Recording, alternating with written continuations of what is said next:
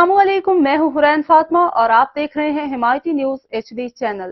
नजर डालते हैं आज की अहम खबरों पर। इस्लामाबाद ट्रैफिक पुलिस ने जश्न आज़ादी की तकरीबात के सिलसिले में खसूसी ट्रैफिक प्लान जारी कर दिया। 585 पुलिस अफसरान स्पेशल ड्यूटी पर तैनात, 55 से जायद नाकाजात लगाकर खसूसी स्क्वाड्स भी तश्कील दिए गए जो 13 और 14 अगस्त को शहर में ट्रैफिक की रवानी को यकीनी बनाएंगे। ट्रैफिक कवानीन की खिलाफ वर्जी करने वाले मोटरसाइकिल सवारों और गाड़ियों और गैर कानूनी तौर पर इस्लामाबाद में दाखिल होने वाले रिक्शों के खिलाफ सख्ती से क्रैकडाउन किया जाएगा।